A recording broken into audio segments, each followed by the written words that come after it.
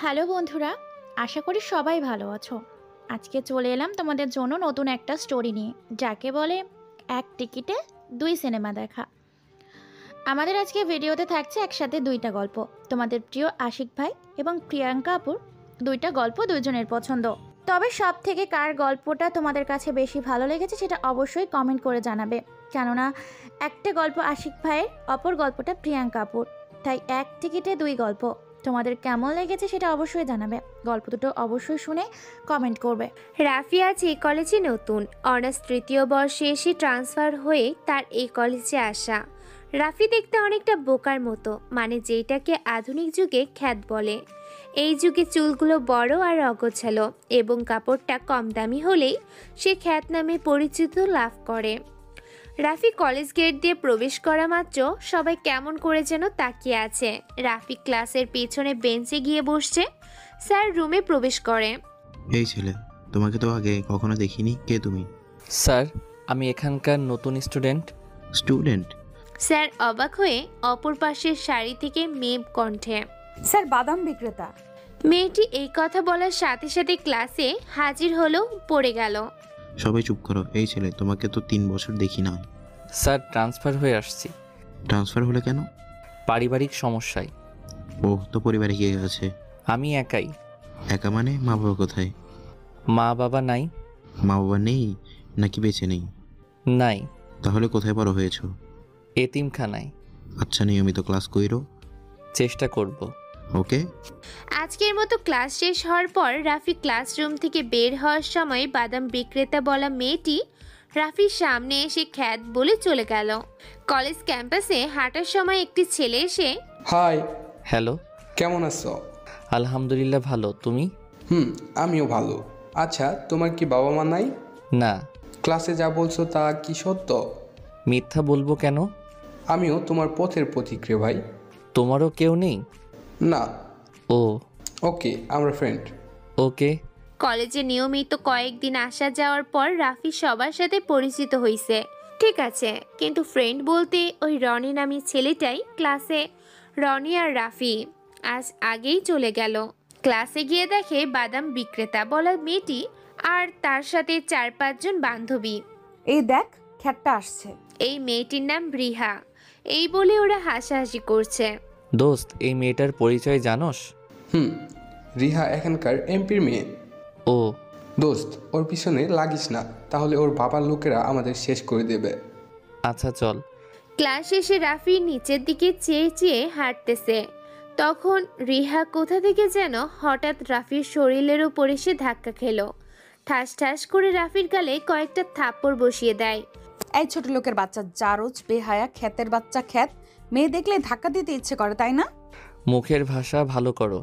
ও sorry, ছোট লোকের বাচ্চা খ্যাতের বাচ্চা তো হয় না, কারণ তুই তো জারজ সন্তান। এটা বলার সাথে সাথে রাফি নিজেকে কন্ট্রোল করতে না পেরে রিহাকে শরীরের জোরে 4-5টা থাপ্পড় দেয়। ক্যাম্পাসের সবাই অবাক। রিহা থাপ্পড় খেয়ে মাটিতে হেলে পড়ে যায়। দোস্ত, এটা কি করলি? এখন রিহার বাবা জানতে পারলে তোরে শেষ করে ফেলবে। চুপ করে থাক, কোনো কথা বলবি না। ক্যাম্পাসের সবাই রিহাকে নিয়ে ছোটাছুটি করতেছে। চল রেস্টুরেন্টে যাই। তোর মাথা ঠিক আছে? যাবি নাকি বল? চল। রেস্টুরেন্টে ঢোকার 30-35 মিনিট পর 4-5টা গাড়ি করে লোক এসে রেস্টুরেন্টে ঘিরে ফেলেছে। তোরে আমি আগেই বলেছিলাম এটা এমপির মেয়ে, তখন শুনলি না? এখন সব সামলা। চুপ করতে বলছি, চুপ করে থাক। চল এখন কি করবি? চল বাহিরে যাই। তোর সাথে এসে মনে হয় আমার জীবনটাও যাবে।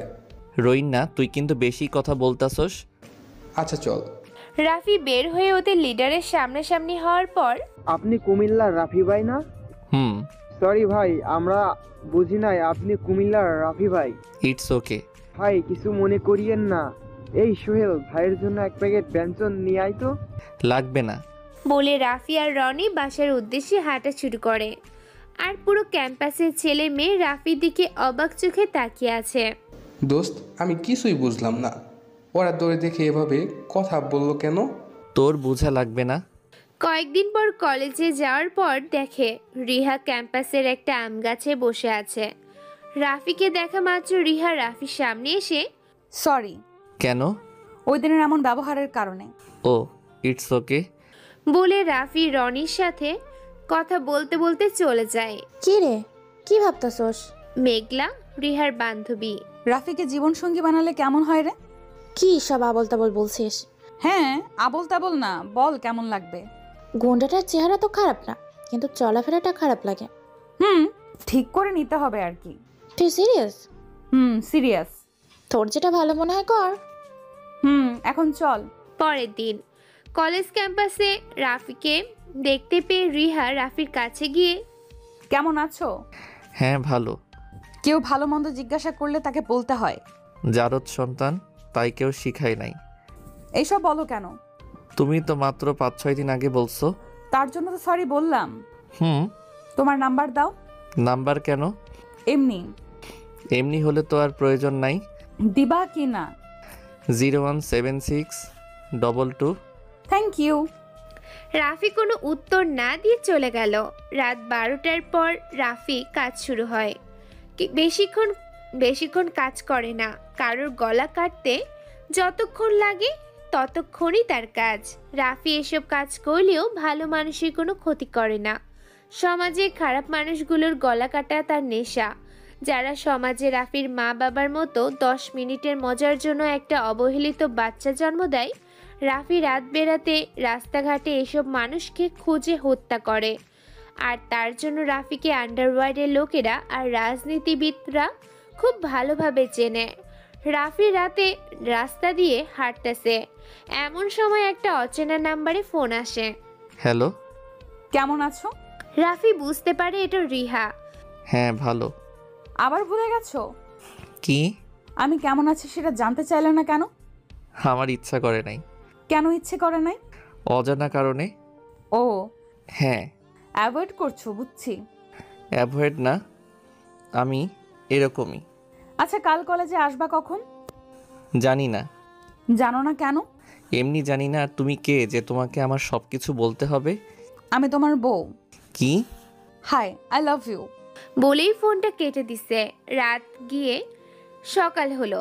রিহা কলেজ ক্যাম্পাসে গিয়ে দেখে রাফি রনির সাথে বসে আড্ডা দিতেছে। হাই। কি চাই? ভালোবাসা চাই, দিবা? আরে পাগল নাকি? এসব কি বলো? পাগল, তোমার পাগল। এখান থেকে যাও এখন। আজকে গেলাম, কিন্তু তুমি আমাকে বিয়ে করাই লাগবে। এইসব বলে রিহা ক্যাম্পাসে থেকে ক্লাসে চলে যায়। দোস্ত, রিহা মনে হয় তোরে সত্যি ভালোবাসে। আমার জীবনটা সম্পর্কে তো তুই খুব ভালোভাবে জানোস। হ্যাঁ জানি। তাহলে আমার এমন জীবনে একটা মেয়েকে কিভাবে জড়াবো বল? কিভাবে জেনে শুনে একটা মেয়ের জীবন নষ্ট করে দিব? রাফি, তুই এসব ছেড়ে রিহাকে নিয়ে সংসার কর। এটা সম্ভব না। কেন সম্ভব না? এই পথে আসা সহজ, কিন্তু বের হওয়া ভাবনার চেয়েও কঠিন।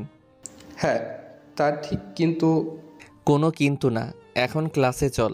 সেদিনের মতো ক্লাস করে বাসায় ফিরে আসে। পরদিন কলেজে একটা অনুষ্ঠানে রাফিকে রিহা ক্যাম্পাসের জনশূন্য জায়গায় নিয়ে যায়। রাফি, হ্যাঁ বলো। সত্যি খুব ভালোবাসি। আমার পক্ষে সম্ভব না।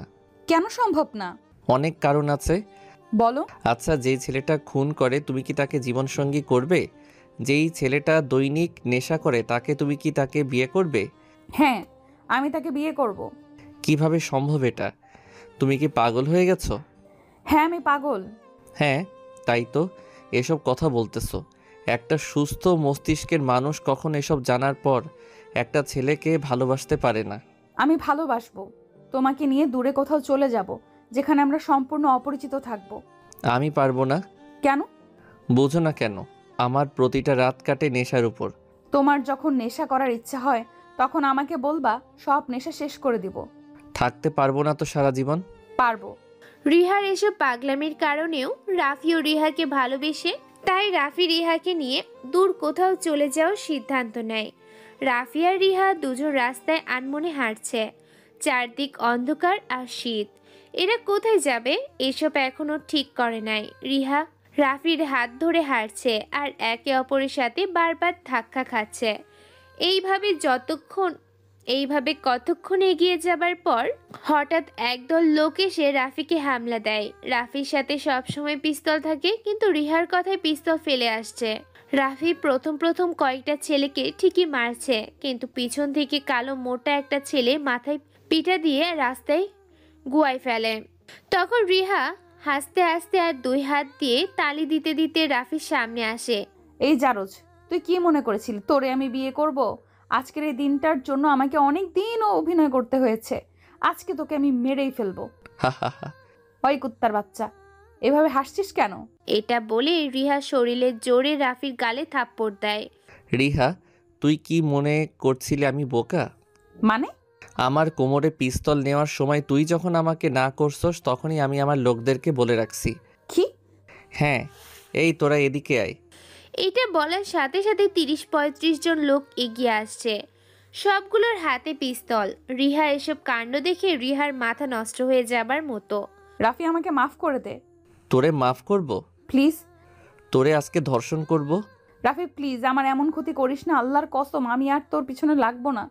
তুই পিছনেই লাগলেই বা কি? এটা বলে রিহার হাতে ধরে কতক্ষণ হাঁটার পর গাড়ি করে রাফির রুমে নিয়ে যায়। রুমে গিয়ে রিহাকে ধাক্কা দিয়ে বিছানায় ফেলে দেয়। আমাকে মাফ করে দে। আজ তোরে ভোগ করব। বলে গায়ে লেগে থাকা কাপড়ে হাত দিয়ে খানিকটা ছিঁড়ে ফেলে রাফি।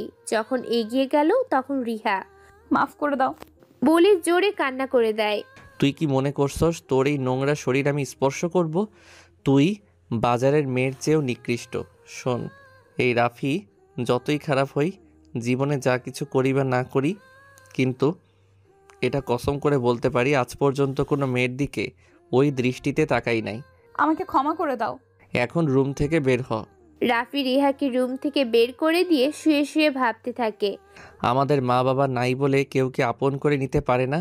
কোনো মেয়ে যদি এমন পাগলামি করে তাহলে কোন মানুষটার মন ওর মেয়েটার প্রতি আকর্ষণ সৃষ্টি হবে না? আমিও তো ওরে ভালোবেসেছিলাম, ওরে নিয়ে স্বপ্ন দেখছিলাম ও আমাকে সব কিছু ছাড়িয়ে ভালো পথে নিয়ে আসবে। রিহা যদি আমাকে ভালোবাসতো তাহলে কি এমন হতো? আমি কি দেখতে খারাপ, নাকি আমার কোনো কিছুর অভাব আছে? ওর বাবার যত টাকা আছে তার চেয়ে আমার অ্যাকাউন্টে দ্বিগুণ হবে। তাহলে ও আমার সাথে এমন অভিনয়টা করলো কেন? ওরে নিয়ে অনেক স্বপ্ন দেখছিলাম, কিন্তু মনের সন্দেহে ওদের ঠিক করে রাখছিলাম যেন আমাকে ফলো করে। তাই হয়তো আল্লাহ আমাকে বাঁচিয়ে রাখছে।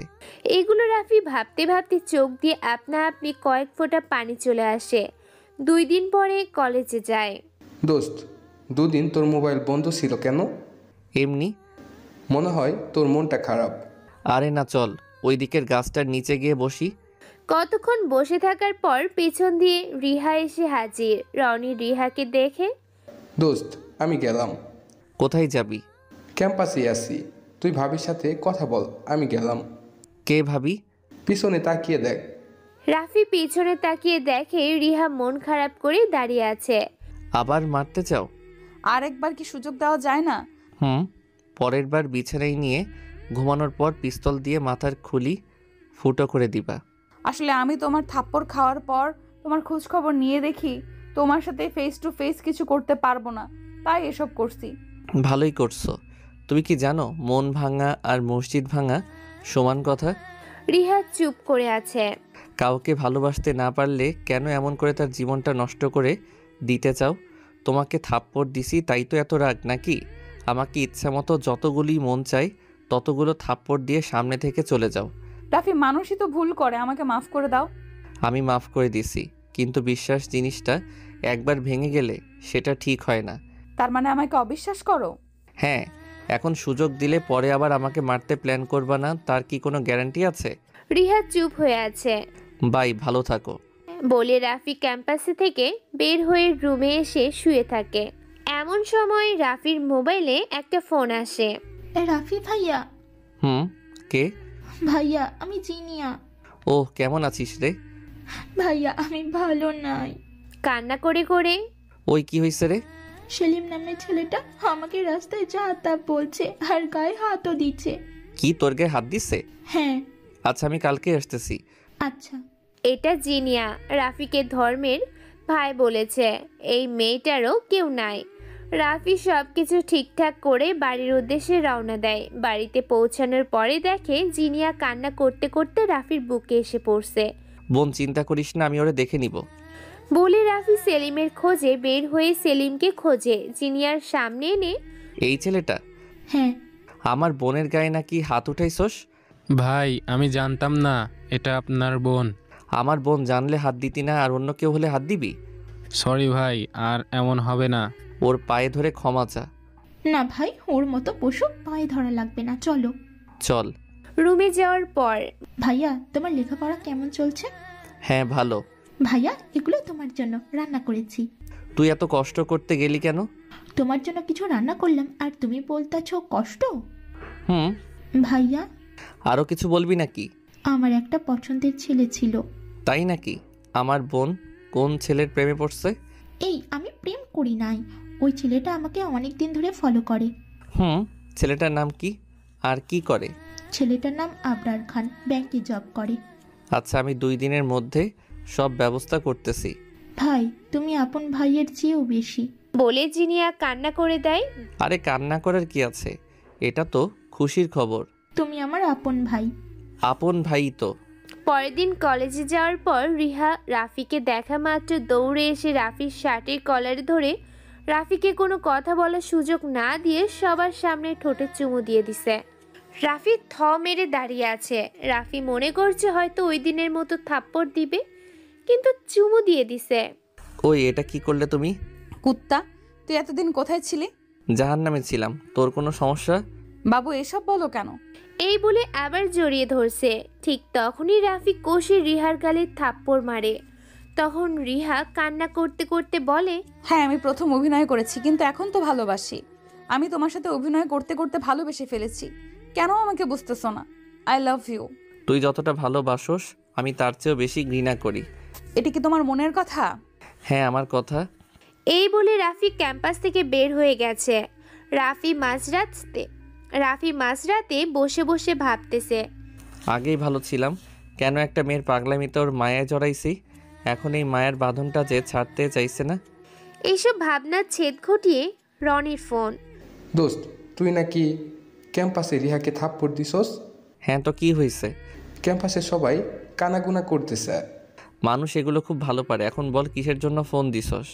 আজ রাতে সিন্ধার জন্মদিন, তাই সবাই ওকে উইশ করব, তারপর গান হবে। চলে আসবি কিন্তু। মন ভালো না? এর জন্যই তো আসবি। দেখি আসতে পারি কি না। এসব বুঝি না, অনেক ছাত্ররা থাকবে, চলে আসিস।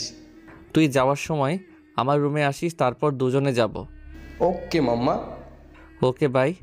রাতে রাফি আর রনিশ স্নিগ্ধার জন্মদিনে গিয়ে উইশ করে। কতক্ষণ পরে দেখে সেই রিহাটা এক করে দাঁড়িয়ে আনমনে রাফির দিকে চেয়ে আছে। দোস্ত, দেখ রিহা কিভাবে চেয়ে আসে। তোর মন চাইলে তুই দেখ। দোস্ত, তোর কণ্ঠ সুন্দর, আবার ভালো গিটারিস্টও, তাই বলছি একটা গান গিয়ে সবাইকে আনন্দ দে অ্যান্ড তোর মনও ফ্রেশ করে নে। দোস্ত, মুড ভালো না রে। এ সাব্বির, সব অফ কর। কেন? রাফি শুধু গিটার দিয়ে একটা গান গাইবে। ওইসব বন্ধ। তখন সাব্বির রাফির হাতে গিটার উঠিয়ে দেয়। রাফি গিটারটা নিয়ে স্যার আয়ুব বাচ্চুর বিখ্যাত গান হাসতে দেখো, গাইতে দেখো, অনেক কথায় মুখর আমায় দেখো, দেখো না কেউ হাসি শেষে নীরবতা। এই গানটা গাওয়ার পর সবাই হাতে তালি দিয়ে সম্মাননা জানালো। রাফি গান শেষ করে, দোস্ত, অনেক অনেক সুন্দর হয়েছে। রাফি, এটা আমার 22তম জন্মদিনের মধ্যে এটা সবচেয়ে সেরা। থ্যাঙ্কস দোস্ত। ওকে, আমি এখন বাসায় যাব। কেন? এমনি ভালো লাগছে না। ও আচ্ছা, সাবধানে যাইস। ওকে। রনি, এখন বাসার দিকে যাবি? আমি একটু পরে যাব। ওকে, থাক তাহলে, আমি গেলাম। ওকে। রাত 12:30-এর দিকে রাস্তায় আনমনে হাঁটছে আর রাতের আধারে প্রাকৃতিক পরিবেশটা দেখে দেখে হাঁটছে। রাফি হাঁটার মাঝে হঠাৎ একটা গাড়ি ওর উপর দিয়ে যায়। 1:45-এর দিকে রনির মোবাইলে ফোন আসে। হ্যাঁ দোস্ত, বল। আপনার নাম্বারটা ওর ডায়াল করার নাম্বারে পাইছি। আপনি ওনার কি হন? আমি ওর বন্ধু। রাফির কাছে দেন। আপনার বন্ধু রাস্তায় গাড়ি অ্যাক্সিডেন্টে খুব খারাপ অবস্থা। কি? হ্যাঁ, আপনি তাড়াতাড়ি অ্যাপোলো হসপিটালে আসেন। তখন রনি হাউমাউ করে কান্না করে দেয়। কি রে রনি, কি হয়েছে? রাফি নাকি গাড়ি অ্যাক্সিডেন্ট করছে। এই কথা শেষে সবাই নির্বাক হয়ে যায়। রিহা রনির কাছে এসে আমার রাফির কি হয়েছে? রাফি গাড়ি অ্যাক্সিডেন্ট করছে। রিহাও এই কথা শুনে হাউমাউ করে কান্না করে দেয়। তোরা কে কে যাবি? তাড়াতাড়ি গাড়িতে উঠ। তখন সবাই গাড়িতে উঠে হসপিটালে যায়। হসপিটালে গিয়ে দেখে রাফিকে অপারেশন থিয়েটারে নিয়ে রাখছে। ডাক্তার অপারেশন থিয়েটার থেকে বের হওয়ার পর আমার ভাইটার কি অবস্থা? খুবই খারাপ, ইমার্জেন্সি রক্ত লাগবে। রক্তের গ্রুপ কি আর কত bag? O negative and 3 bag লাগবে। কি ও নেগেটিভ? হ্যাঁ প্লিজ তাড়াতাড়ি রক্ত জোগাড় করেন। সিনথারে ও নেগেটিভ রক্ত এখন কোথায় পাবো রে? ব্লাড ব্যাংকে ফোন দে। ব্লাড ব্যাংকে ফোন দিয়ে স্যার আপনাদের কাছেও ও নেগেটিভ রক্ত আছে? ছিল স্যার, কিন্তু এটা কতক্ষণ আগে নিয়ে গেছে। এই কথা শুনে সবার মাথা খারাপ হয়ে যাবার পালা। আমার রাফি কোথায়? হঠাৎ নিচ থেকে এসে রিহা এই কথা বলে রিহারে সবকিছু খুলে বলার পর আমার রক্তের গ্রুপ ও নেগেটিভ। সত্যি? হ্যাঁ তাড়াতাড়ি চলো। ডাক্তার সাহেব একজন পাওয়া গেছে। স্যার 2 জন লাগবে। কেন? একজনের কাছ থেকে 2 ব্যাগের বেশি নেওয়া যায় না, আর নিলেও রক্তদাতার মৃত্যু হতে পারে। মৃত্যু হলে আমার হবে, তাতে তোর কি? আমাকে চিনস? আপনি যেই হন না কেন, আমরা এমনটা করতে পারবো না। না করলে এখন তোকে আমি মেরেই ফেলবো। তাহলে এই কাগজে স্বাক্ষর করে নেন। স্বাক্ষর করার পরে রিহাকে ডাক্তার সাথে করে নিয়ে অপারেশন থিয়েটারে যায়। রিহা গিয়ে দেখে রাফিকে লম্বা করে শুয়ায় রাখছে আর মুখে অক্সিজেন, বড় বড় শ্বাস নিচ্ছে। রিহার চোখে পানি চলে আসছে। আল্লাহ তুমি আমার রাফিরে ভালো করে দাও, আমার জীবন নিয়ে হলেও আমার রাফিকে বাঁচাও। রিহার থেকে 3 ব্যাগ রক্ত নিয়ে রাফিকে দেয়। রিহার রক্ত দেওয়ার পর রুম থেকে বের হয়। রুম থেকে বের হওয়ার সাথে সাথে মাথা ঘুরিয়ে পড়ে স্নিগ্ধার উপরে। রিহা রক্ত দেওয়ার পর হসপিটালের রুম থেকে বের হওয়ার সাথে সাথে মাথা ঘুরিয়ে স্নিগ্ধার উপরে ঢলে পড়ে। তখন সবাই রিহাকে নিয়ে বেডে শুয়ে ডাক্তার এনে জরুরি বিভাগে নিয়ে যায়। রাফির জ্ঞান ফিরে 2 দিন পরে। রাফির জ্ঞান ফেরার পর ডাক্তার সাহেব রনিকে জানায়, রাফি ভাই আমার তোর এখন কেমন লাগছে? কান্না করে করে রাফির চোখ দিয়ে যখন আপনা আপনি কয়েক ফোঁটা পানি চলে আসে। তোরে গাড়ি চাপা কে দিচ্ছে? আমি জানি না রে, তবে মনে হয় এটা রিহার কাজ। এ ছাগল চুপ থাক, তুই বেঁচে আসিস কার জন্য? আমরা সবাই রক্ত খুঁজতে খুঁজতে ব্যর্থ হয়ে গিয়েছিলাম, তখন রিয়া এসে রিয়া শরীর থেকে 3 ব্যাগ রক্ত দিয়েছে। 3 ব্যাগ রক্ত জানিস তো কেমন রিক্সের ব্যাপার? 3 ব্যাগ দিলে জানিস তো কি হয়? রিহা আমাকে বাঁচিয়েছে। হ্যাঁ, রিহা রক্ত না দিলে তোরে আমরা সবাই হারাতাম। রিহারে দেখছি না যে, রিহা কোথায়? রিয়া এখন পাশের রুমের বেডে শুয়ে আছে। বেডে কেন? 3 ব্যাগ রক্ত দিলে যা হওয়ার কথা তাই হয়েছে। মানে কি? রিহার কি হয়েছে রে? রিহারে আল্লাহ তাআলা নিজ হাতে বাঁচিয়ে রাখছে। রিহা রক্ত দেওয়ার পর প্রায় মরার অবস্থায় ছিল, তখন ওর বাবা দিনের ভিতরে রক্তের ব্যবস্থা করে। ওর সাথে এখন দেখা করব। এখন কিভাবে করবি? এখন তোর অবস্থা খুব খারাপ, তোর সব কিছু ঠিক হতে প্রায় মাসখানেকের মতো সময় লাগবে। তাহলে কখন ওর চেহারা দেখব? পরে দেখতে পারবি, বাঁচলে সারা জীবন দেখতে পারবি। এখন ভালোই ভালোই শুয়ে থাক। 2 দিন পরে রাফি সকালে ঘুম ভাঙার পর দেখে রিহার সামনে। দুজনের চোখাচোখি হওয়ার সাথে সাথে দুজনেরই চোখ দিয়ে পানি পড়তে থাকে। এখন তোমার কেমন লাগতেছে? হ্যাঁ ভালো। রিহা তুমি আমাকে বাঁচালে কেন? আমার কলেজাটাকে আমি না বাঁচালে কে বাঁচাবে? সত্যি ভালোবাসো? অনেক ভালোবাসি বলে রিহা রাফির মাথার পাশে বসে হাত দিয়ে মাথায় হাত বুলিয়ে দিচ্ছে। তাহলে আগে কেন এমনটা করলে? রাফি, মানুষ তো একবার ভুল করতেই পারে। আমি তখন প্রতিশোধের আগুনে অন্ধ হয়ে গেছিলাম, আমি বুঝতে পারি নাই তোমাকে এত ভালোবেসে ফেলেছি। আমাকে ক্ষমা করে দাও। আর এসব করবা না তো? একটা মানুষ কি জেনে শুনে নিজের কলিজায় আঘাত করতে পারে? আমি তখন না জেনে শুনে এসব করে ফেলেছি। আমি তোমার পাশ থেকে সারা জীবন কাটাতে চাই। এই বলে রাফির কপালে ভালোবাসার পরশ এঁকে দেয়। 1.5 মাস পরে আজ রাফি আর রিহার বিয়ে। বিয়েতে রাফি আর রিহার সব বন্ধু বান্ধব আসে। রাফির বোন জিনিয়া আর তার বড় আসে। বিয়ে হওয়াতে রিহার বাবা মা ও আত্মীয় স্বজন সবাই খুশি।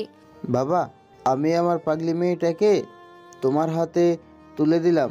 তুমি ওরে তোমার মতো রাইকো। এই বলে হাতে হাত মিলিয়ে দিয়েছে রিহার বাবা। বাবা দোয়া করবেন যেন ওরে নিয়ে সারা জীবন কাটাতে পারি। আল্লাহ যেন তাই করে। রাফি এখন বাসর ঘরের সামনে। রাফি জীবনেও ভাবে নাই তার জীবনে এমন একটা দিন আসবে। রাফি ঘরে ঢুকতে দেরি করতেছে, তাই রিহা ঘর থেকে বের হয়ে দেখে রাফি আকাশের দিকে চেয়ে ভাবনা মুখে চেয়ে আছে।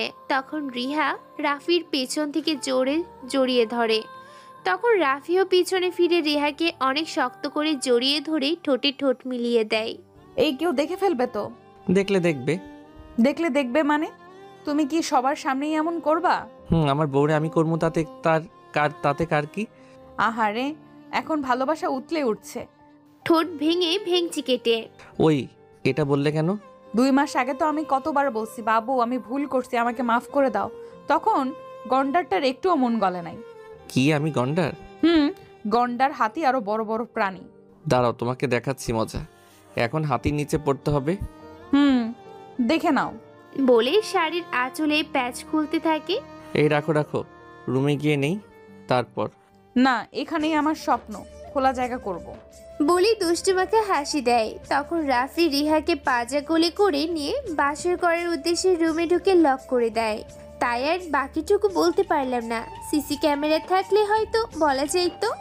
আসসালামু আলাইকুম। 26 বছর বয়সী লিজা হোটেল রুমে বসে অপেক্ষা করছে তার দেবর ও তার পার্টনার শাওনের জন্য। এই প্রায় 30 মিনিট পর আসলো শায়ন। কিরে, তোর আসতে এতক্ষণ লাগে? সরি ভাবি, বাইকের তেল শেষ হয়ে গেছিল। ও আচ্ছা, নে তাড়াতাড়ি শুরু কর, আজ বেশি সময় নাই। তোর ভাই বাসায় এসে না দেখলে সন্দেহ করবে। আচ্ছা ঠিক আছে। শোন, কাপড় সব খুলবি না, এমনিই কর। ওকে ভাবি। ওকে আচ্ছা, এগুলো বলা বাদ দিয়ে তাড়াতাড়ি শুরু কর। কথাটা বলেই বিছানায় শুয়ে পড়লো লিজা। আর শুতে শুতে লিজা বলল, সীমা কোথায়? বাইরে বসে আছে। অতঃপর লিজা ও শাহন তাদের কাজ শুরু করলো। চলে গেল পাপের দুনিয়ায় নিজেদের দেহের চাহিদা মেটাতে। প্রায় 15 মিনিট পর, ওই তোর হয়েছে? ভাবি। আচ্ছা সর, ওটা আমার উপর থেকে। আর একটু থাকো না প্লিজ ভাবি।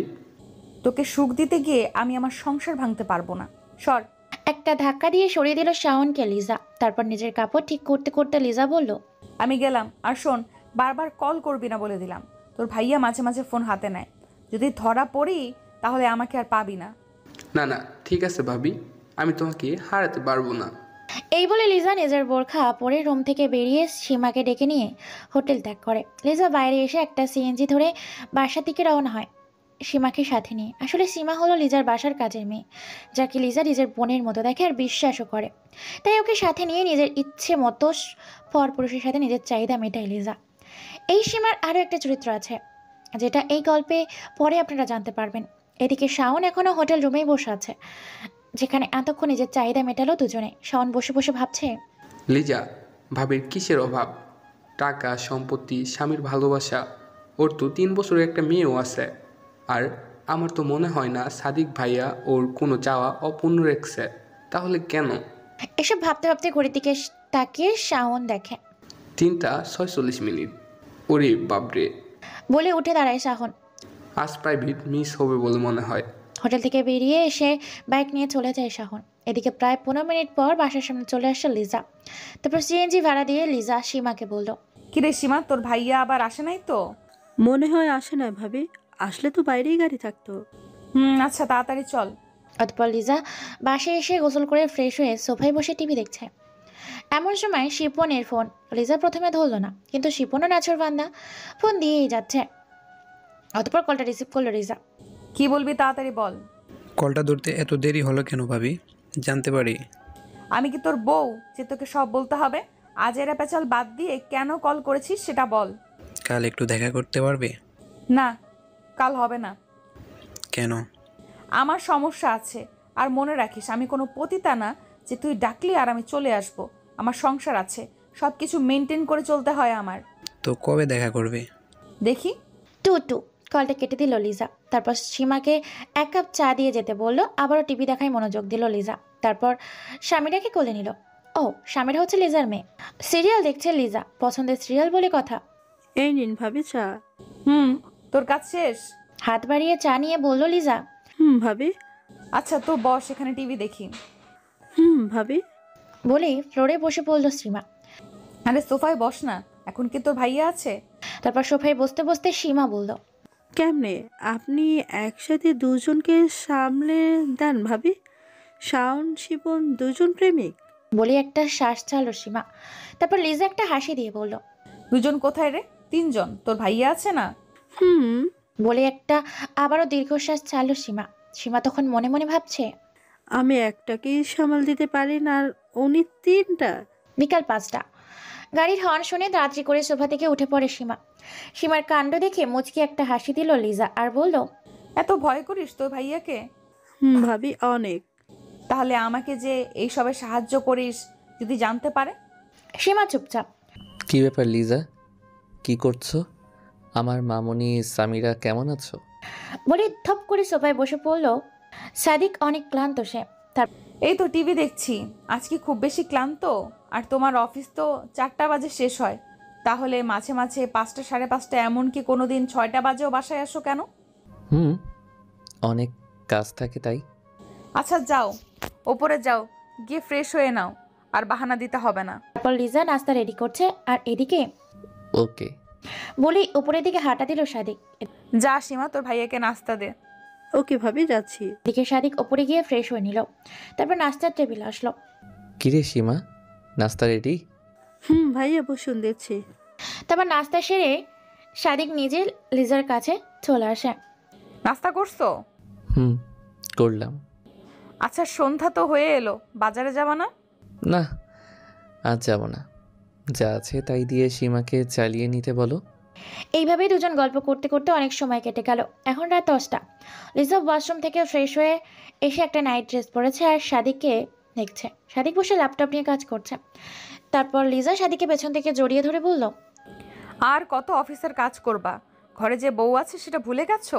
সাদিক নিজের কাজ রেখে লিজাকে হাঁচকাট এক টান দিয়ে বিছানায় চেপে ধরলো আর বলল, না ভুলি নাই।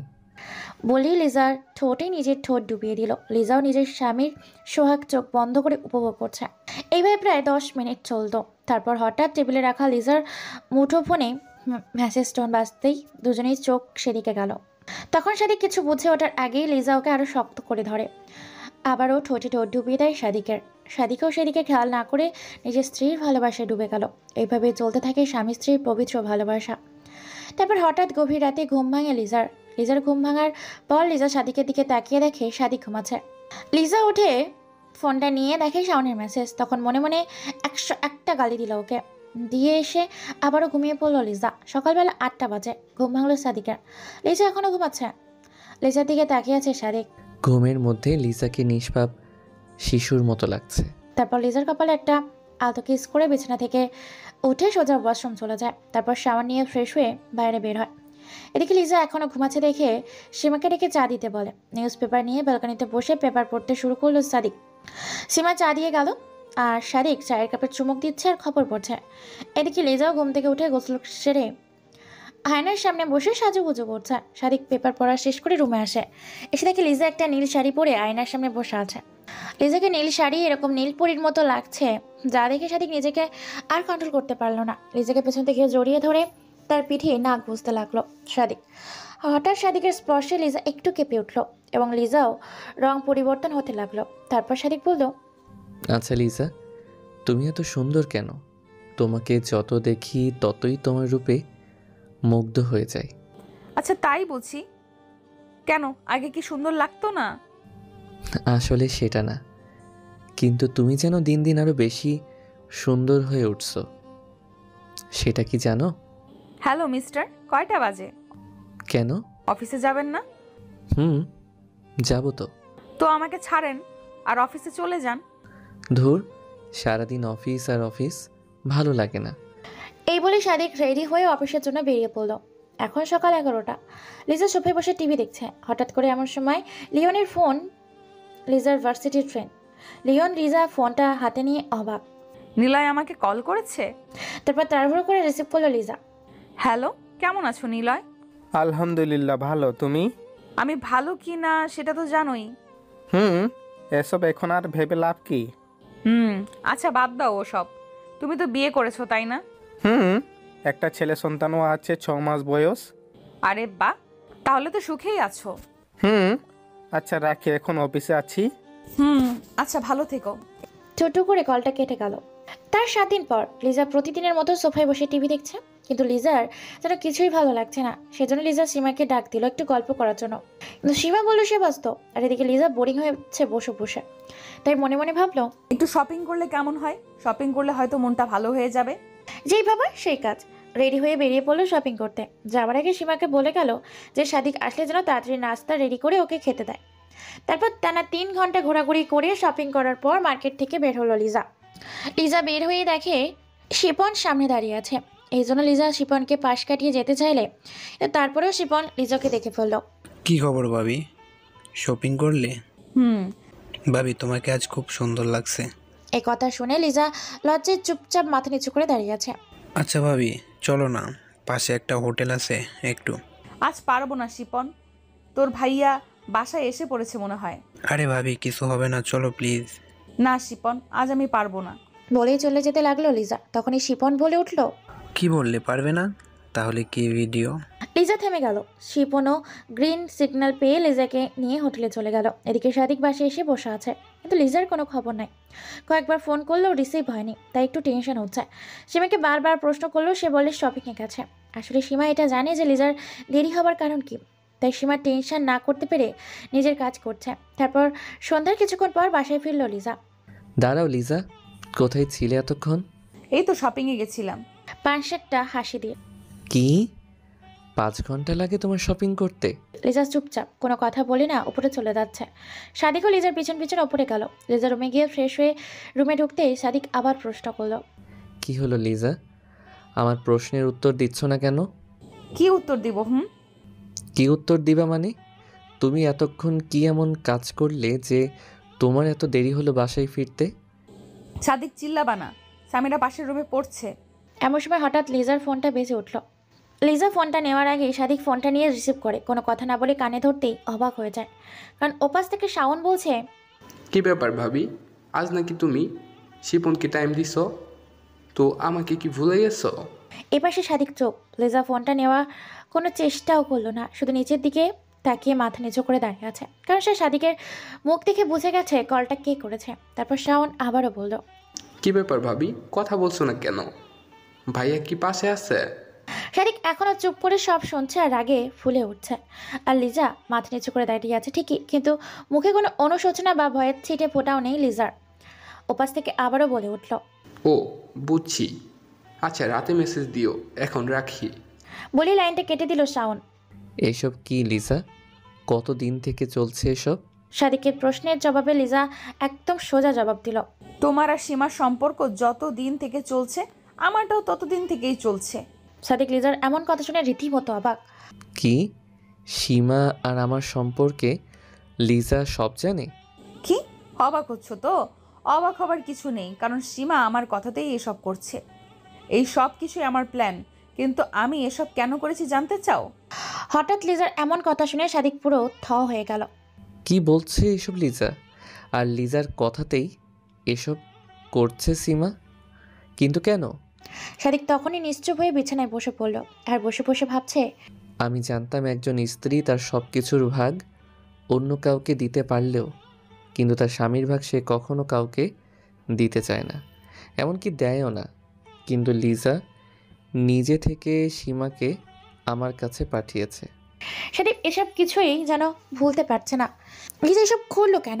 তারপর কিছুক্ষণের জন্য সাদিক ভুলেই গেছে যে একটু আগে তার বউ লিজার পরকীয়া সম্পর্কে জানতে পারলো, কারণ সাদিকের মাথায় শুধু একটাই প্রশ্ন ঘুরছে, লিজা আসলে কেন সীমাকে আমার কাছে পাঠালো?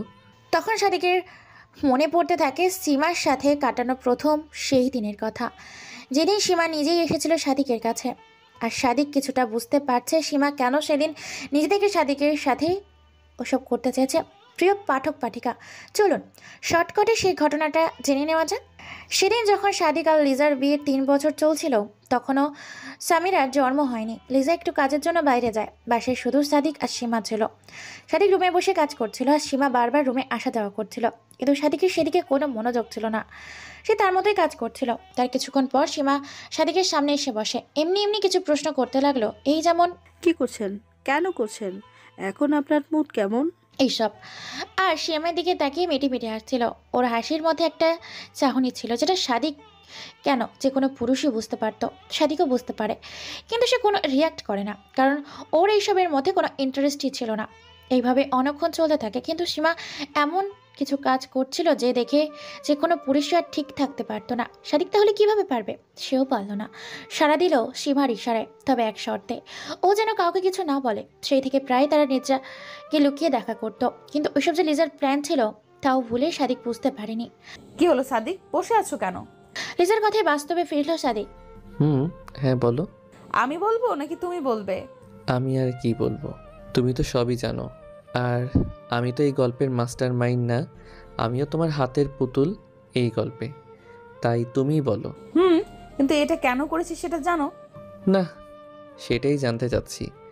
সাথে তুমি, শাওন, শিপন এদের সাথে সম্পর্ক রাখছো কেন সেটাও। সাদিক, তোমার দুইটা প্রশ্নের উত্তর একটাই আমার কাছে। আমি এগুলো করেছি তার কারণ অনেকটা তুমি, হ্যাঁ অনেকটাই তুমি, আর কিছুটা আমার ভাগ্য। আর সবচেয়ে বড় কারণটা হলো একটা মেয়ের চাহিদা, আকাঙ্ক্ষা, ইচ্ছা, শখ, স্বপ্ন, সাধনা, এই সব কিছু পূরণের জন্য। আরেকটা কথা কি জানো, আমি আসলে এইসব করতে চাইনি, কিন্তু করতে বাধ্য হয়েছি। অনেক ভেবেছি, তারপর পা বাড়িয়েছি। এদিকে সাদিক লিজার কথা যতই শুনছে ততই যেন অবাক হচ্ছে। কি বলছো এসব লিজা? তুমি বাধ্য হয়ে করেছো মানে? আমি কি তোমাকে কখনো অপূর্ণ রেখেছি?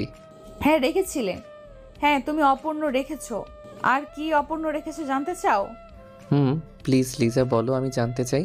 তারপর লিজা কোনো কথা না বলে সাদিকের হাত ধরে সাদিককে টেনে পাশের রুমের দরজার কাছে নিয়ে গেল।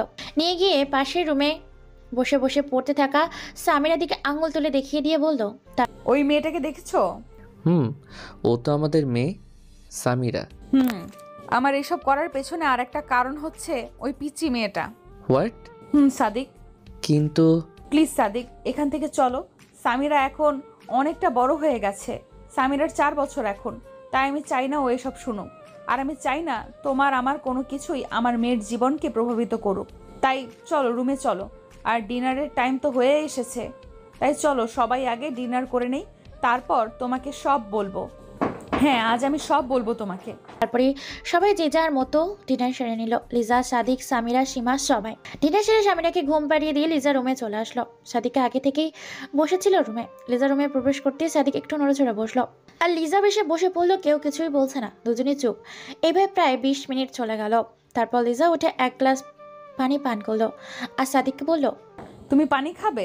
না থাক, আমার পানির পিপাসা পাইনি। ওকে। এবার বলো। বলছি। আচ্ছা সাদিক, ছেলেরা তার বউয়ের থেকে কি চায় বলো তো? কেন জানো না? প্রশ্ন করো কেন? যা জানতে চাচ্ছি তাই বলো।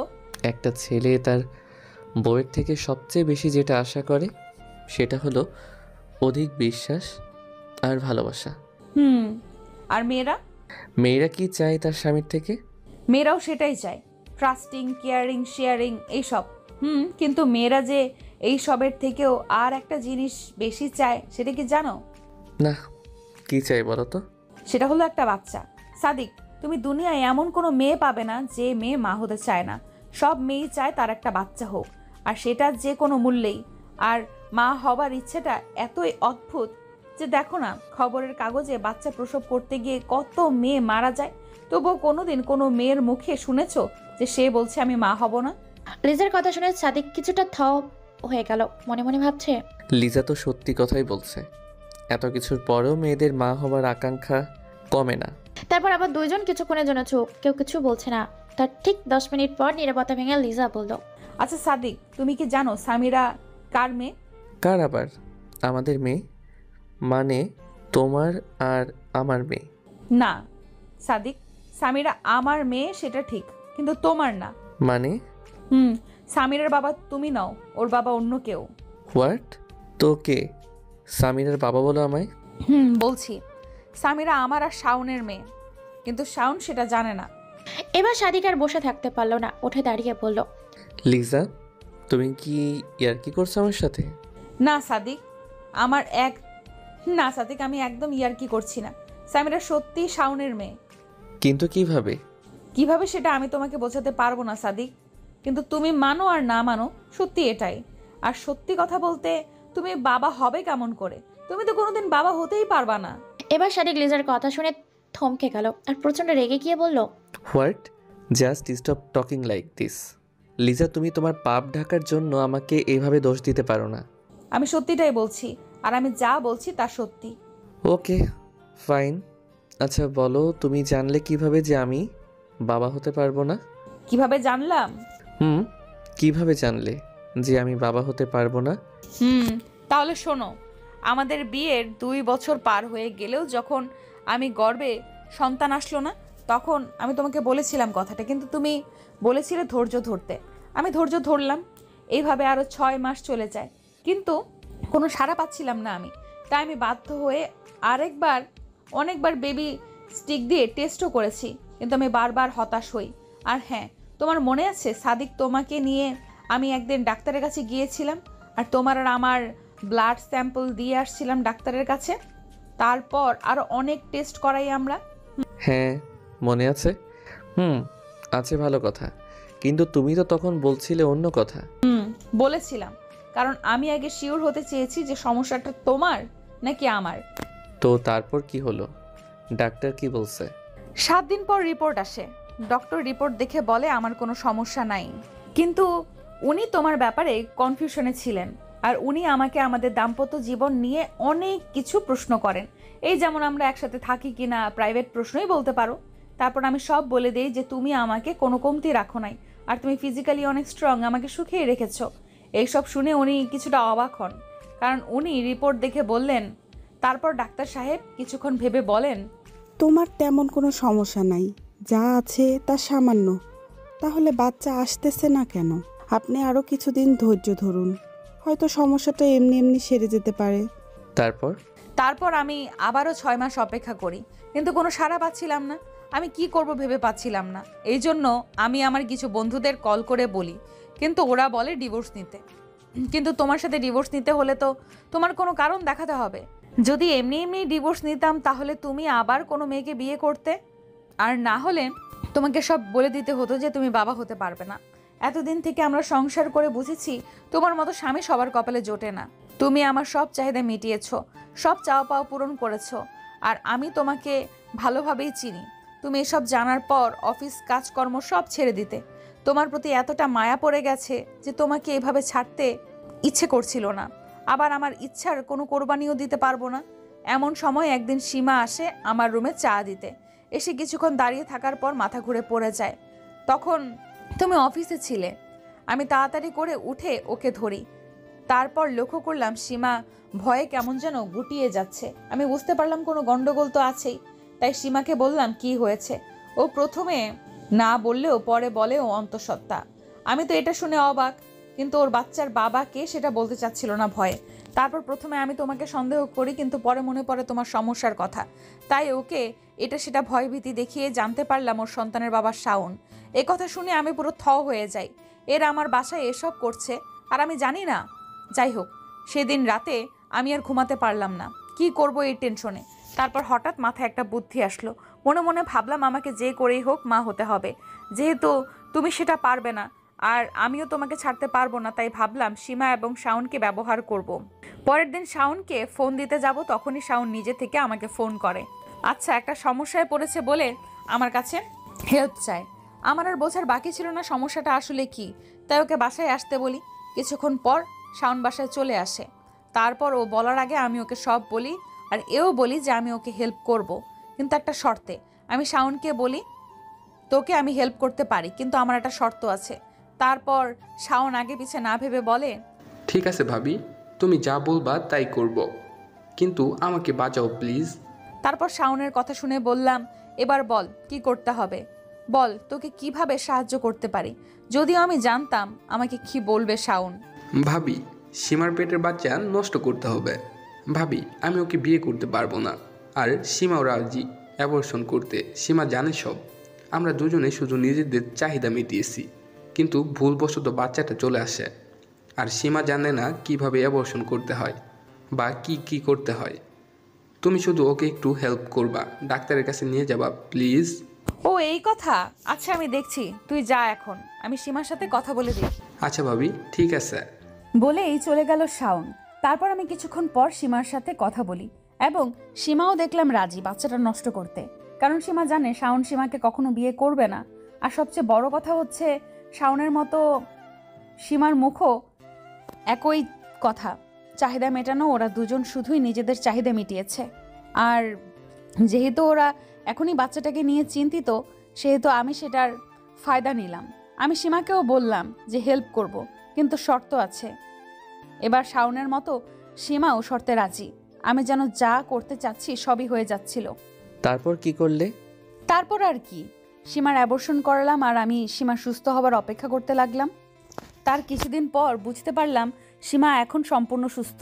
তাই প্রথমে সীমাকে শর্তের কথা বলি। ওকে বলি যে আমার শর্ত হলো তোকে তোর স্যারের সাথে ফিজিক্যাল সম্পর্ক করতে হবে।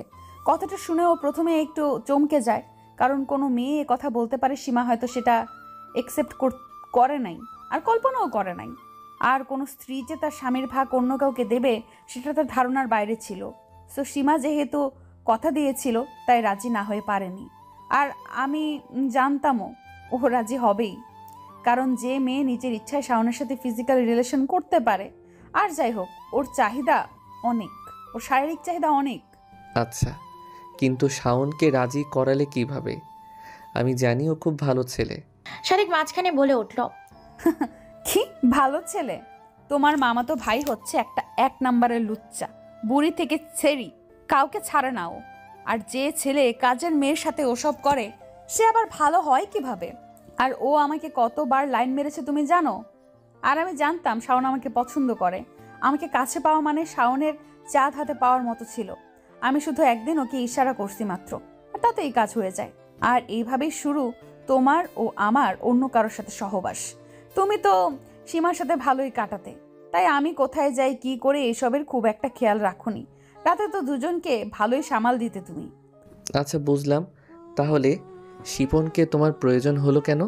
শিপনকে আমার কোনো প্রয়োজন হয়নি, বরং আমি ওর প্রয়োজন হয়ে যাই। মানে?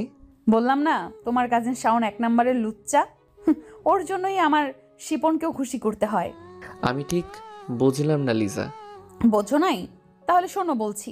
আমার প্ল্যান ছিল আমি যখন বুঝতে পারবো যে আমি অন্তঃসত্ত্বা, তখন আমি শাওনের সাথে সব রকমের যোগাযোগ বন্ধ করে দিব এবং সীমাকেও বলবো চলে যেতে আমার বাড়ি থেকে। আমার প্ল্যান বাচ্চা পেটে আসলে সব শেষ, আর সবকিছু আমার প্ল্যান মতোই চলতে থাকলো। কিন্তু একদিন আমি সকালে বসে চা খাচ্ছিলাম, হঠাৎ তখন আমার বমি বমি ভাব হয়। আমি তাড়াতাড়ি করে ওয়াশরুমে চলে যাই, কিন্তু বমি হয়নি। তারপর ওয়াশরুম থেকে আসতেই মাথা ঘুরে পড়ে যাই, আর তারপর দুপুরে হুঁশে ফিরি। আমার হুঁশ ফেরার পর সীমার কাছে জানতে পারি আমি নাকি ফ্লোরে পড়েছিলাম, ও এসে তুলে আমাকে। তারপর আমার সব মনে পড়ে, আর আমি তাড়াতাড়ি করে বাথরুমে গিয়ে বেবি সিস্ট দিয়ে টেস্ট করি, দেখলাম পজিটিভ। সেদিন আমি অনেক খুশি হয়েছিলাম, কারণ অনেক কষ্টের পর আমি দেখা পেলাম সেই দিনের, যে দিনের জন্য আমি এতটা অপেক্ষা করেছি। তারপর সেদিন রাতে আমি তোমাকে কথাটা বলি, আর তুমিও অনেক খুশি হও। কিন্তু তুমি এটা জানতে না এটা তোমার সন্তান নয়, যে আমার পেটে বড় হচ্ছে। আর সেদিন তোমার খুশি দেখে মনে হয়েছিল আমি কোনো পাপ করিনি, কোনো অন্যায় করিনি সাদিক। আর মানুষ তো চাহিদা মেটাতে গিয়ে খুনও করে। সে কি মেনে নেয় যে সে অন্যায় করেছে? নেয় না, কারণ সে ভাবে সেটাই ঠিক, সে যেটা করেছে। তোমার কাছেও তাই মনে হয়েছে? আচ্ছা যাই হোক, তারপর বলো। তারপর শাওনকে বলে দেই যে আমি এখন অন্তঃসত্ত্বা, তাই তোর সাথে দেখা করতে পারবো না। কিন্তু আমি ওকে এটা বলিনি যে আমার পেটে সন্তান ওর, কারণ আমি সামিরাকে তোমার পরিচয়ে বড় করতে চেয়েছিলাম। আর যখন সীমাকে তাড়িয়ে দেব ভাবলাম, তখন মনে পড়লো এখন আমি তো বেশি কাজ করতে পারবো না, তাই একজনকে আমাদের প্রয়োজন, তাই সীমাকেও রেখে দিলাম। তারপর সামিরার জন্ম হলো, তুমি আমি দুজনে অনেক খুশি, অনেক আনন্দ চলে আসে আমাদের এই ছোট্ট ফ্ল্যাটটাতে। তারপর সামিরার বয়স যখন 1 পূর্ণ হলো, তার কিছুদিন পর হঠাৎ একদিন শাওন আমাকে ফোন করলো, আর আমি শাওনকে সোজা বলে দিই আমি আর ওসব করতে পারবো না। কিন্তু শাওন অনেক রিকোয়েস্ট করে শেষবারের মতো দেখা করতে, তাই আমিও আর না করলাম না, দেখা করতে হোটেলে চলে যাই। আর গিয়ে দেখি শাওন বসে আছে। আমাকে দেখেই সে উঠে আসে আর এক টানে আমাকে ওর বুকে নিয়ে নেয়। তারপর ওর চাহিদা মেটানোর পর আমি যখন ক্লান্ত হয়ে শুয়ে আছি, এমন সময় শিপন ঢুকলো রুমে। আমি তো শিপনকে দেখে অবাক হয়ে বিছানার চাদর টেনে নিজেকে কোনো রকম ঢেকে নেই।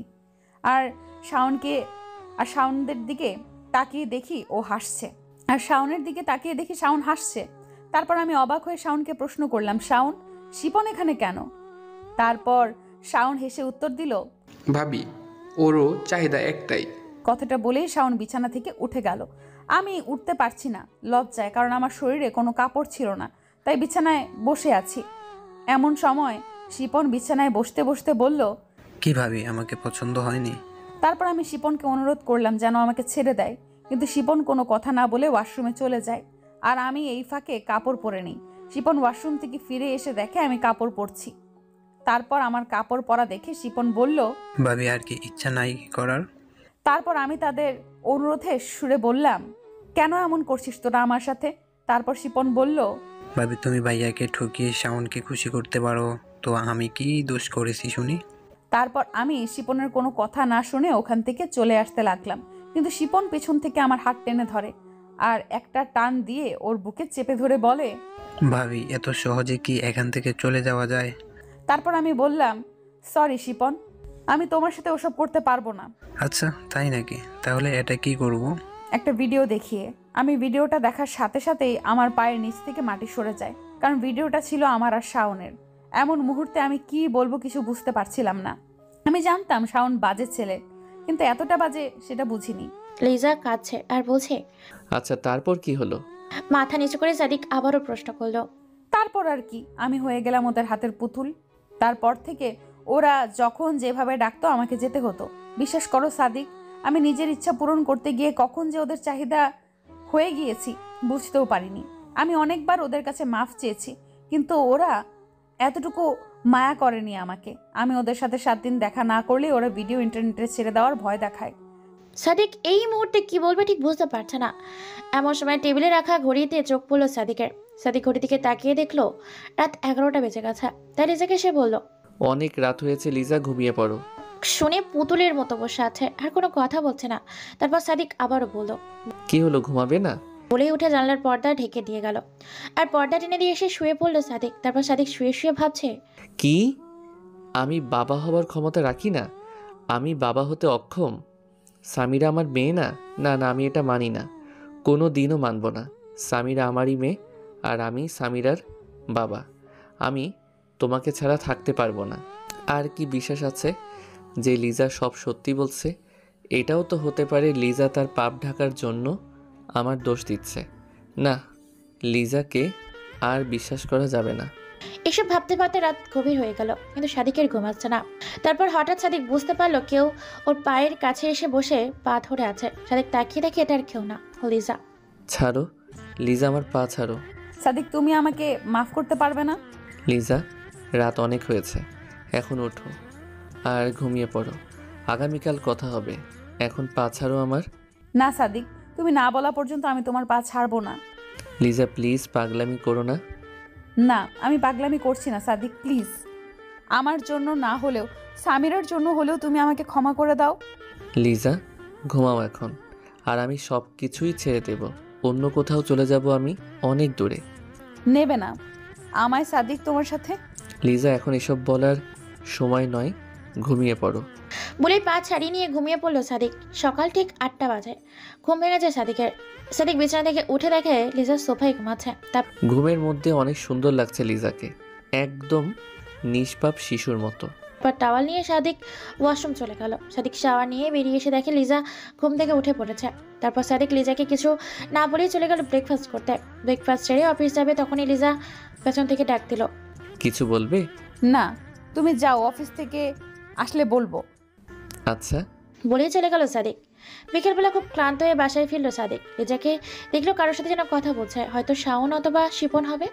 তাই সাদিক আর কিছু না বলেই উপরে চলে গেল। তারপর হঠাৎ কিছুক্ষণ পর কারো গলার আওয়াজে নিচে আসে সাদিক, আর এসে দেখে শাওন লিজার সাথে উচ্চস্বরে কথা বলছে। সাদিক ব্যাপারটা এড়িয়ে চেয়েও পারলো না, তাই নিজে নেমে এলো। এসে বলল, কি ব্যাপার শাওন, কি হয়েছে? আমি আমার মেয়েকে নিতে এসেছি ভাইয়া। তোর মেয়ে মানে? হ্যাঁ, আমার মেয়ে। কে তোর মেয়ে? কেন সামিরা? সামিরা আমার মেয়ে। না, সামিরা তোর মেয়ে না, ও সাদিকের মেয়ে। হা হা হা, সাদিক ভাইয়ের মেয়ে? উনি তো বাবা হতে পারবে না, তাহলে মেয়ে কোথা থেকে আসবে? কথাটা শুনে সাদিক মাথা নিচু করে ফেললো। কি বলবে কিছুই খুঁজে পাচ্ছে না সে। কে বলেছে তোকে সাদিক বাবা হতে পারবে না? কেন সীমা, সীমা বলেছে আমাকে। হঠাৎ শাওনের উত্তর শুনে সাদিক আর লিজা দুজনেই অবাক, কারণ এই বিষয়টা শুধু সাদিক আর লিজাই জানে। তাহলে সীমা কি করে জানলো? এটা কি করে সম্ভব? তখন দুজন নীরব হয়ে গেল শাওনের কথায়। তার কিছুক্ষণ পর লিজা বলল, কি কি বলেছে তোকে সীমা? কেন, যা বলেছে তাই তো বললাম। আর এটাও বলেছে যে সাদিক ভাইয়া কোনোদিন বাবা হতে পারবে না। হা হা। এরপর লিজা পুরো হতভম্ব হয়ে গেল, কারণ এইসব নিয়ে সে সাদিকের সাথে গতকাল রাতে কথা বলেছে, আর এরই মধ্যে সীমা জেনে গেল। কিন্তু কিভাবে? ওদিকে সাদিক মাথা নিচু করে ভাবছে, এইটাই ছিল আমার প্রাপ্য। আমার স্ত্রীর থেকে সন্তানের দাবি করছে তার প্রেমিক, সেটাও আমার মুখের উপর। একজন পুরুষের কাছে এর চেয়ে লজ্জার আর কি হতে পারে? দেখ শাওন, আমি ঠিক জানি না সীমা তোকে কি এবং কেন বলছে, তবে সত্যি এটাই যে সামিরা সাদিকের মেয়ে। যে কোনোদিন বাবাই হতে পারবে না, সে সামিরার বাবা কিভাবে সম্ভব? দেখ শাওন, আমরা এমনিতেই ঝামেলার মধ্যে আছি, তাই তুই চলে যা বলছি এখন। ভাবি, আমি এখানে থাকতে আসিনি, সামিরাকে দাও, আমি চলে যাচ্ছি। এদিকে সাদিক এখনো চুপ, কারণ সাদিক এখনোই বুঝতে পারছে না সীমা এসব জানলো কিভাবে? আর যেখানে আমি কিনা শুনলাম গতকাল রাত্রে যে আমি নাকি বাবা হতে পারবো না। যদিও আমি এটা মানি না যে আমি বাবা হতে পারবো না, আর অবশ্য না মানার কারণও আছে। দেখ শাওন, সামিরাকে তুই কোনো দিনই পাবি না, কারণ সামিরা আমার আর সাদিকের মেয়ে, আর তুই এটা মেনে নে এবং এখান থেকে চলে যা। ভাবি, আমি সামিরাকে না নিয়ে কোথাও যাব না। আচ্ছা, কি প্রমাণ আছে যে সামিরা তোর মেয়ে? যে এত বড় গলা করে তুই বলছিস সামিরা তোরই মেয়ে? প্রমাণ আমি নিজেই, আর সীমা। আর ভাইয়া, তুমি কেমন পুরুষ? তুমি অন্য কারো মেয়েকে নিজের মেয়ে বলো? সাদিককে উদ্দেশ্য করে বলল কথাটা শাওন। দেখ শাওন, আমি তোকে এই বিষয়ে এখনই কিছু বলতে চাই না, তবে হ্যাঁ, আমি বাবা হতে অক্ষম না, এটা জেনে রাখিস। আচ্ছা, তার মানে তুমি বলতে চাচ্ছ সামিরা তোমার মেয়ে? তারপর সাদিক কিছু বলতে যাবে, তখন লিজা বলল, শাওন, তুই যাবে এখান থেকে নাকি দারোয়ান দিয়ে বের করে দিব? ঠিক আছে, আমি যাচ্ছি। তবে হ্যাঁ, আমি যাচ্ছি বলে এটা ভেবো না যে আমি হাল ছেড়ে দিয়েছি। সামিরা আমার মেয়ে, আর আমি ওকে নিয়ে যাবই। এই বলে চলে গেল শাওন। এদিকে সাদিক সোফায় বসে পড়ল আর লিজার ঠায় দাঁড়িয়ে আছে। সন্ধ্যাবেলা সামিরার স্কুল ও প্রাইভেট শেষে সামিরাকে পিক করে বাসায় নিয়ে আসে সীমা। আর সামিরা বাসায় ঢুকে আপু বলেই দৌড়ে গিয়ে সাদিকের গলা জড়িয়ে ধরে গালে চুমু খায়। বলল, কি হয়েছে আব্বু, তোমার মন খারাপ কেন? না আম্মু, কিছু না। তোমার স্কুল প্রাইভেট কেমন হলো? ভালো আব্বু। সাদিক মনে মনে ভাবছে, সামিরার কাছে আসলেই আমার মন ভরে যায়, আমার সব শূন্যতা দূর হয়ে যায়, সব ক্লান্তি দূর হয়ে যায়। ওর মুখটা দেখলে, ও আমার কাছে আসলেই যেন আমি সব ভুলে যাই। তাহলে কি করে সামিরা আমার মেয়ে না হয়? আর অন্য কারো মেয়ের প্রতি তো এরকম ফিলিংস আসার কথা না, আর আসবেও না। ওদিকে সীমা লিজা দুজনই দাঁড়িয়ে আছে, সাদিক আর সামিরাকে দেখছিল। তারপর লিজা বলল, সীমা এদিকে আয়। জি ভাবি বলেন। আম্মু, তুমি তোমার আব্বুর সাথে উপরে যাও, আমি আসতেছি, কেমন? সাদিকও বুঝতে পারলো লিজা কি মিন করছে, তাই ও সামিরাকে নিয়ে উপরে চলে যায়। এবার বল সীমা, আমি তোর কি ক্ষতি করেছি যার জন্য তুই আমার এত বড় ক্ষতি করতে চাচ্ছিস? ক্ষতি মানে? একটু অবাক হয়ে বলল সীমা। দেখ সীমা, এখন ন্যাকা সাজার চেষ্টা করছিস না? তুই শাওনকে কি জন্য বলেছিস যে শাওন সামিরার বাবা? ভাবি, আপনি কি বলছেন এসব? আপনি ঠিক আছে তো? পানি খাবেন নাকি ভাইয়া কিছু বলছে? দেখ সীমা, আমি জানি তুই গভীর জলের মাছ, আর তুই আর শাওন মিলে নিশ্চয়ই কিছু একটা করেছিস। সেটা এতদিনে না বুঝলেও আজ আমি হাড়ে হাড়ে টের পাচ্ছি। কিন্তু আমাকে শুধু এটা বল, তুই এসব করছিস কেন? কেন আমার সংসারটা ভাঙতে চাচ্ছিস? আর হ্যাঁ, আমি জানি আসল দোষটা আমার, আমিই দোষী। আমি শাওনের কাছে গিয়েছিলাম নিজের চাহিদা মেটানোর জন্য, কিন্তু সেটার সাথে সামিরার সম্পর্ক কি? আর এসব আমি সাদিকের সাথে প্রায় সব কিছুই ঠিকঠাক করে নিয়েছিলাম। আমি জানতাম সাদিক আর যাই করুক না কেন আমাদের কখনো ছেড়ে যাবে না, এই বিশ্বাসটা আমার ছিল। কারণ সাদিক সামিরা আর আমাকে অনেক ভালোবাসে, আর সাদিক কোনো কারণেও সামিরাকে হারাতে চায় না। তাহলে তুই মিটে যাওয়া ঝামেলা কেন আবার নতুন করে শুরু করলি? তুই কি বুঝতে পারছিস না তুই আমার সাথে আরো দুইটা জীবন নষ্ট করছিস? আর তুই একবারও সাদিকের মুখের দিকে তাকিয়ে দেখেছিস? কি দোষ ছিল ওর? ওকে কেন কষ্ট দিতে চাচ্ছিস তুই? তোকে তো বোন ডেকেছিলাম আমি, তাহলে কেন?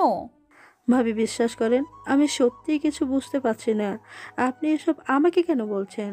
আর আমি এখন যাই, আমার মাথা ব্যথা করছে আর আমার অনেক কাজও আছে। এই বলে চলে গেল সীমা। লিজা আর ওকে আটকানোর চেষ্টা করলো না, কারণ সত্যের ওপর কোনো চুলুম চলে না, সে তার আপন গতিতেই চলে। রাত 10টা। লিজা সামিরাকে নিয়ে ডিনার করে ওকে ঘুম পাড়িয়ে দিয়ে রুমে এসে দেখে সাদিক জানলার গ্রিল ধরে দাঁড়িয়ে আছে। ঘুমাবে না সাদিক? সামিরা ঘুমিয়েছে? আমি ওকে ঘুমিয়ে দিয়ে আসলাম। ও আচ্ছা, তুমিও শুয়ে পড়ো। ওকে, তুমি তাড়াতাড়ি এসো। আচ্ছা লিজা, শাওন কি সামিরাকে নিয়ে যাবে? সাদিক প্রশ্ন করলো আবার। না সাদিক, আমি ওকে সামিরাকে নিয়ে যেতে দেব না। তারপর একটা দীর্ঘশ্বাস ছেড়ে সাদিক বলল, সামিরাকে ছাড়া আমি বাঁচবো না লিজা। আর আমি এটা মানি না যে সামিরা আমার মেয়ে না। আর দেখেছো তুমি লিজা, তুমি সামান্য তোমার ইচ্ছা চাহিদা মেটাতে গিয়ে নিজের সাথে আমাদেরও কোথায় দাঁড় করিয়েছো। আম্মু আম্মু। পেছন থেকে লিজাকে জড়িয়ে ধরে বলল সামির। এ কি আম্মু, তুমি ঘুমাওনি? না, ঘুম আসছে না। আজ আমি তোমাদের সাথে ঘুমাবো। প্লিজ প্লিজ, শুধু আজ প্লিজ আম্মু, প্লিজ আব্বু। ওকে আসো আমার লক্ষ্মী মেয়ে, আসো সাদিক, তুমিও ঘুমিয়ে পড়ো, টেনশন করো না, দেখবে সব ঠিক হয়ে যাবে। আচ্ছা লিজা, তুমি কি জানো সীমা এসব কেন করছে? কেন সীমা শাওনকে উস্কে দিচ্ছে এসব বলে? না, আর আমিও এই বিষয়টা এখন বুঝতে পারছি না, সীমা এসব করছে কেন। টেনশন করো না, ঘুমিয়ে পড়ো। পেছন থেকে লিজাকে জড়িয়ে ধরে বলল সাদিক। অতঃপর সাদিক, লিজা, সামিরা ঘুমিয়ে পড়ল। হঠাৎ গভীর রাতে ঘুম ভেঙে সাদিকের খেয়াল করে দেখে সামিরা ওকে শক্ত করে জড়িয়ে ধরে ঘুমাচ্ছে। সাদিক সামিরার মাথায় হাত বোলাচ্ছে আর ভাবছে, আমি কি তাহলে সত্যিই সামিরার বাবা না? আর এই প্রশ্নটার সাথে আরও একটা প্রশ্ন ওর মাথায় ঘুরপাক খাচ্ছে, আর সেটা হলো শেফালি। হ্যাঁ শেফালি, সেদিন তাহলে কার বাচ্চার কথা বলছিল আমায়? ও তো আমাকে বলছিল যে ওর বাচ্চার বাবা আমি, ওর গর্ভে আমার সন্তান। তাহলে প্রিয় পাঠক পাঠিকা, শেফালির কাহিনী আগামী পর্বে জানাবেন কে এই শেফালি। প্রিয় পাঠক পাঠিকা, শেফালির কাহিনী আগামী পর্বে জানবেন কে এই শেফালি।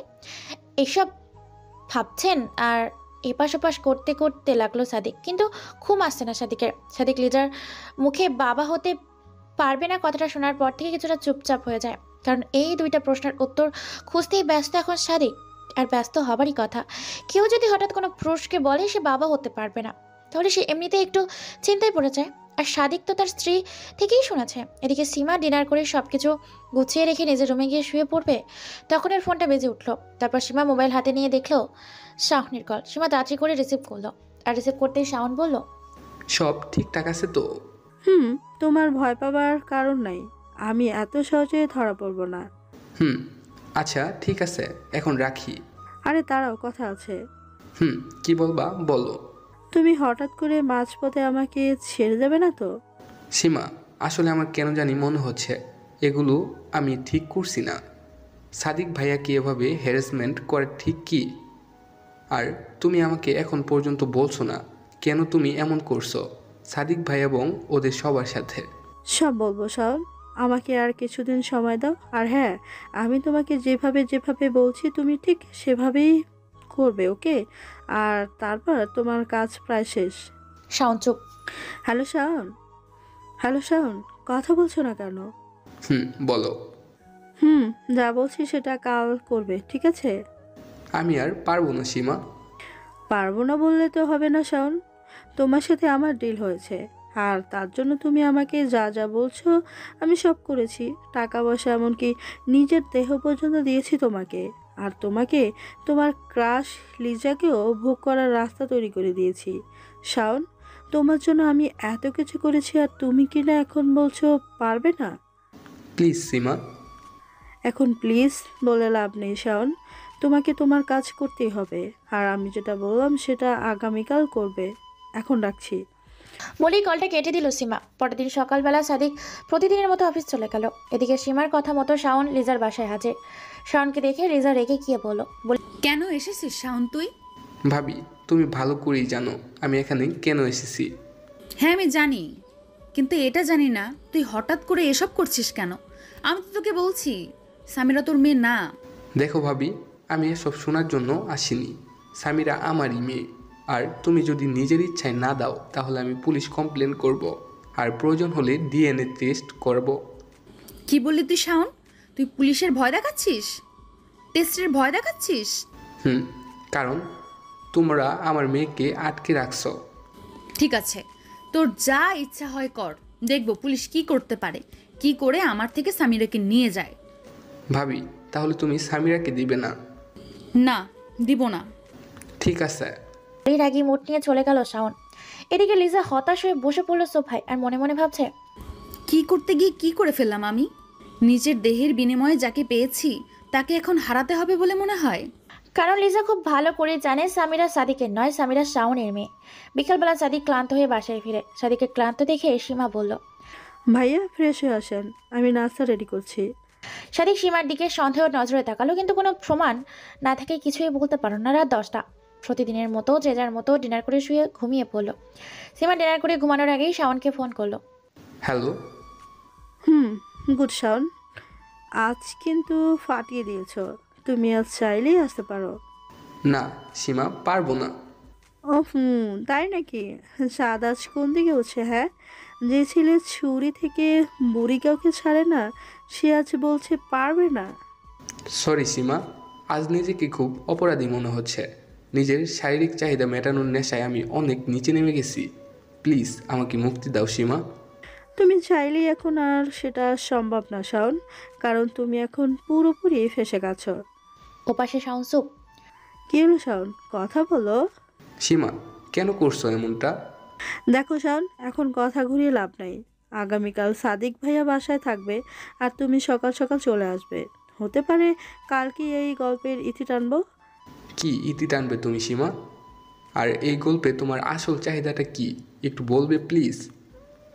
কাল সব জানতে পারবে শাওন, আমি এখন রাখছি। তারপর সীমা শাওন চুপ থাকা দেখে লাইট কেটে দিল। এদিকে লিজা সাদিককে সাহস এসে যা যা বলেছে সবই বলে দিল। আর সাদিক এগুলো শুনে রেগে গিয়ে বলল, ঠিক আছে, তাই হবে। কি হবে? আমি ডিএনএ টেস্টই করাবো। কিন্তু সাদিক। কোনো কিন্তু নয় লিজা, আমি আর এই টানাপোড়েনের মধ্যে থাকতে চাই না। তাই আমাকেও এই বিষয়টা ক্লিয়ার হতে হবে। কারণ তুমি যতই বলো না কেন, আমি এটা মানতে পারবো না যে আমি বাবা হতে পারবো না। তাই আমি নিজেই এর টেস্ট করব। পরদিন সকালবেলা শাওন আবার আসলো সাদিকের বাসায়। শাওনকে দেখেই সাদিক বলল, চল শাওন, আজ তুই যা চাইবি তাই হবে। কিন্তু ভাইয়া, আজ আমি তোমাকে কিছু বলতে চাই। এখন আর কোনো কথা নয় শাওন, আজ আমারও প্রুফ চাই। চল ভাইয়া, একটু দাঁড়াও প্লিজ। সীমা দূরে দাঁড়িয়ে দাঁড়িয়ে সব দেখছিল। সাদিক শাওন আর কোনো কথা না শুনে টানতে টানতে নিয়ে গেল। রেজাওয়ার কিছু বলল না। বাইরে বের হয়ে সাদিক ওর গাড়ি বের করে শাওনকে নিয়ে হসপিটালে চলে গেল। গিয়ে ডক্টরকে দুজনে স্যাম্পল দিয়ে দিল। কিন্তু সামিরার। ডক্টর এমন প্রশ্নে সাদিক বলল, সেটা একটু পর এসে দিয়ে যাব। তুই এবার যেতে পারিস শাওন। কিন্তু ভাইয়া, আমার একটা কথা শুনবা তো? তোর কোনো কথা শোনার ইচ্ছা নাই আমার। এখন যা, রিপোর্ট আসলে আমি তোকে খবর দিব। কিছুক্ষণ পর বাসায় ফিরল সাদিক। লিজা সাদিককে দেখে দৌড়ে গেল ওর কাছে। গিয়ে সাদিকের গালে হাত রেখে বলল, সাদিক কি করলে সাদিক? লিজার হাতটা ঝাটকা দিয়ে সরিয়ে দিয়ে কোনো কথা না বলে উপরে চলে গেল। বিকেলবেলা সাদিক সামিরার স্যাম্পল নিয়ে আসলো ডক্টরের কাছে। আর তার কিছুক্ষণ পর রাতে ব্যালকনিতে দাঁড়িয়ে আছে সাদিক। এমন সময় ওর ফোনটা বেজে উঠলো। ফোনটা হাতে নিয়ে দেখলো ডক্টরের কল। রিসিভ করলো সাদিক। হ্যালো। জি স্যার, বলুন। আপনার রিপোর্ট চলে এসেছে, আগামীকাল যে কোনো সময় এসে নিয়ে যাবেন। তারপর সাদিক কলটা কেটে দিল। বুকের ভিতর দ্রু দ্রু করছে। কি হবে যদি রিপোর্টে এটা আসে যে সামিরা শাওনের মেয়ে? কি করে মুখ দেখাবো? তারপর সাদিক নিজেকে শক্ত করে নিয়ে বলল, যা হবার হবে, কিন্তু এই যন্ত্রণার হাত থেকে তো মুক্তি পাবো। এদিকে শাওন কিছুটা চিন্তায়, মনে মনে ভাবছে, সীমার পাল্লায় পড়ে খুব বড় ভুল করে ফেলেছি। এসব ভাবতে শাওনের মোবাইলটা বেজে উঠল। হাতে নিয়ে দেখে সাদিকের কল। রিসিভ করতেই সাদিক বলল, আগামীকাল আমার বাসায় চলে আসবি 10টার দিকে। এদিকে সাদিকের ফোন পেয়ে শাওনের টেনশন আরো বেড়ে গেল। সাথে সীমাকে ফোন দিল শাওন। হ্যালো সীমা। বলো। এখন আমি কি করব? আমার খুব টেনশন হচ্ছে। আমি আগামীকাল সব বলে দিব। তোমার বলতে হবে না, আমিই বলে দেব। কারণ এখন আমার বলার সময় হয়েছে। তুমি শুধু কাল আসবে, যা করার আমিই করব। দিন সকালবেলা সাদিক অফিসে না গিয়ে হসপিটাল থেকে রিপোর্ট আনতে গেল। তারপর রিপোর্ট নিয়ে বাসায় চলে আসে সাদিক। এসে দেখে লিজা, শাওন, সীমা সবাই বসে আছে। আর সাদিকের হাতে রিপোর্ট দেখে লিজার বুক কেঁপে উঠলো। কারণ সে শিওর যে রিপোর্টে নিশ্চয়ই সাদিকের জায়গায় শাওনের নাম আছে। তাই লিজা কেউ কিছু বলার আগেই সাদিকের হাত থেকে রিপোর্টের খামটা নিতে চাইলো, কিন্তু সাদিক তা হতে দিল না। পরে সাদিক খামের ভেতর থেকে রিপোর্টের কাগজটা বের করে তখনই শাওন বলল, এসব করো না ভাইয়া, তার আগে আমি তোমাকে কিছু বলতে চাই। না, আজ যা বলার এই কাগজ বলবে। প্লিজ ভাইয়া, আমার কথাটা তো শোনো। সাদিক কোনো কথা না শুনে রিপোর্টটা বের করলো। আর এদিকে লিজা আর শাওনের বুক কাঁপানোর গতি বেড়ে গেল। লিজা লজ্জায় মাথা নিচু করে রইল, আর শাওনও কিছু বলছে না। তারপর সাদিক রিপোর্টটা বের করলো, আর বের করে দেখে নীরব হয়ে দাঁড়িয়ে আছে। সাদিক কিছুক্ষণ দাঁড়িয়ে থাকার পর আস্তে আস্তে বসে পড়ল। আর সাদিক এমন অবস্থা দেখে লিজা দৌড়ে এসে সাদিককে ধরলো, সাথে শাওনও। কিন্তু সীমা এলো না, সীমার ঠায় দাঁড়িয়ে আছে। তারপর শাওন পড়ে থাকা পেপারটা কাঁপা কাঁপা হাতে তুলে নিল, নিয়ে একবার দুইবার ভালো করে দেখলো। দেখে একটা স্বস্তি নিঃশ্বাস ছাড়লো। ছেড়ে কাউকে কিছু না বলে সোজা গিয়ে সোফায় বসে পড়ল। তারপর লিজা শাওনের থেকে ধরে সোফায় বসালো, এবং তারপর লিজাও কাঁপা কাঁপা হাতে শাওনের হাত থেকে পেপারটি নিয়ে দেখতে শুরু করলো। কারণ তারপর লিজা দেখলো সব কিছুই ঠিকই আছে, কিন্তু বাবার জায়গায় নামটা দেখলো তা লিজা এতে খুবই অবাক হয়ে যায়। কারণ সেখানে পরিষ্কার লেখা সামিরার ডিএনএ শাওনের সাথে নয়, বরং সামিরার ডিএনএ ম্যাচ করেছে সাদিকের ডিএনএর সাথে। কিন্তু এটা কিভাবে সম্ভব? সেদিন ডক্টর যে বলল সাদিক কখনো বাবা হতে পারবে না। লিজার মাথা ঘুরতে লাগলো, কিন্তু সে নিজেকে কন্ট্রোল করে সাদিকের পাশে গিয়ে কিছু বলতে চেয়েও পারলো না। আবার ফিরে এলো। তারপর শাওনকে প্রশ্ন করলো, বল শাওন, সামিরা কার মেয়ে এখন বল। ভাবি, আমি আসলে অনেক বড় ভুল করে ফেলেছি, আমাকে মাফ করে দাও। বিশ্বাস করো, সীমা আমাকে যেভাবে বলেছে আমি শুধু সেভাবেই করেছি। এসব সীমার প্ল্যান ছিল শুরু থেকে। তারপর লিজা সীমাকে বলল, বল সীমা, এসব তুই কেন করেছিস? চুপ করে আছিস কেন সীমা? আমি মানছি এখানে সব দোষ আমারও ছিল, তাহলে তুই সাদিকের মতো নিষ্পাপ কাউকে কষ্ট দিলি কেন? কি সাদিক নিষ্পাপ? লিজা, তুমি কতটা চিনো ওকে? কতটা জানো তুমি সাদিককে যে নিষ্পাপ বলছো? হঠাৎ করে সীমার এমন কথা শুনে সাদিক অবাক হয়ে মাথা তুলে সীমার দিকে তাকালো। তারপর শাওন ও লিজাও। চুপ, একদম চুপ। নিজের দোষ ঢাকার জন্য এখন সাদিককে দোষ দিচ্ছিস? কি? আমি এবার দোষটা রাখছি কেন? দোষ ঢাকবো আমি? আমি কি দোষ করেছি যে ঢাকবো?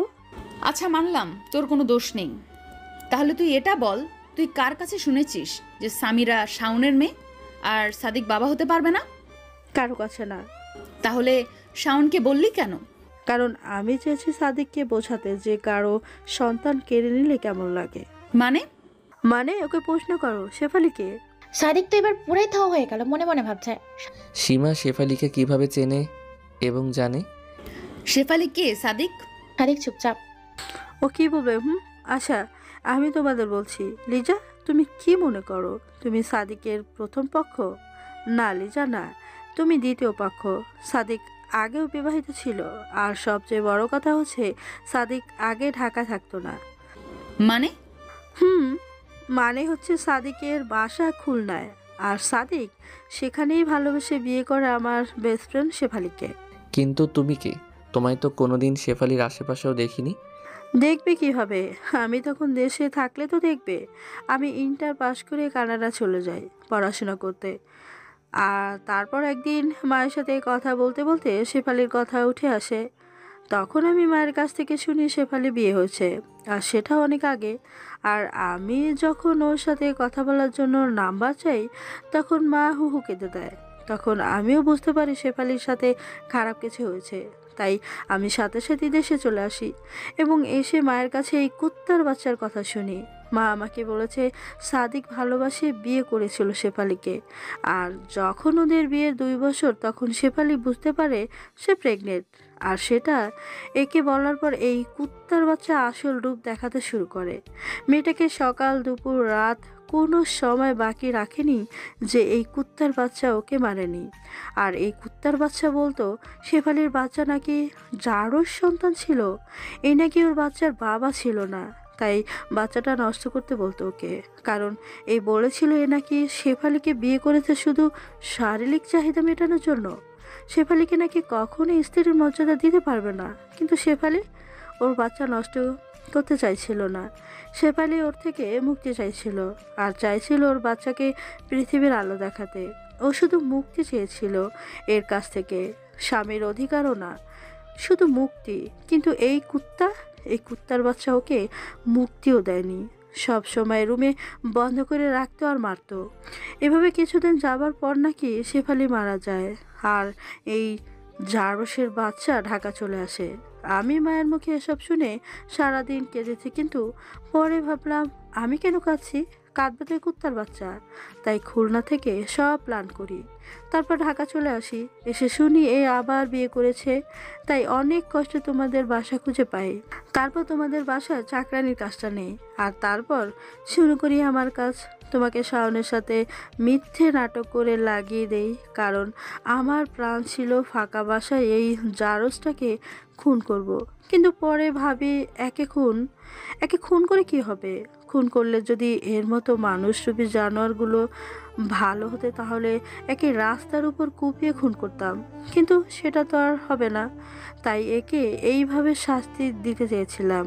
আর শাওনের সাথে আমার কোনো সম্পর্ক ছিল না, সব ছিল আমার প্ল্যানের অংশ মাত্র। কিন্তু আমি কেন প্রেগনেন্ট হলাম না? আর ওই ডাক্তারটা যে বলল? হঠাৎ লিজা বলে উঠল, তুমি প্রেগনেন্ট হওনি কারণ আমি তোমাকে নিয়মিত পিল দিতাম চায়ের সাথে। আর ওই ডক্টরও আমার দুলাভাই ছিল। দুলাভাই আমার কথাতেই তোমাকে ওসব বলেছিল। তাহলে শাওনকে কিভাবে হাতে নিলে? শাওনের মতো মেয়ে খোরদের হাতে নিতে সময় লাগে নাকি?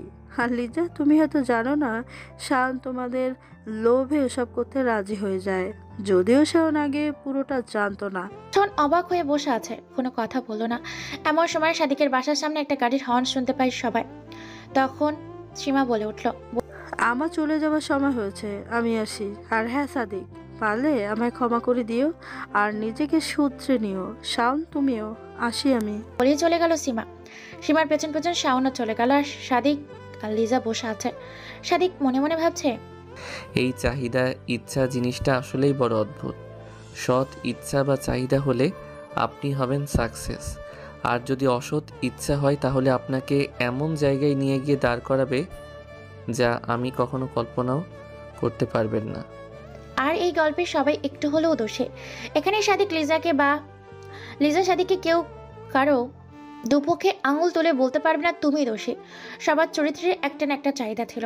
তবে লিজা নিজেকে ভেবেছে সে যে এই গল্পের রচয়িতা, কিন্তু লিজাকেও অবাক করে দিয়ে শিবা প্রমাণ করেছে যে মানুষ যেটা ভাবে সেটা সবসময় ঠিক হয় না। সমাপ্ত।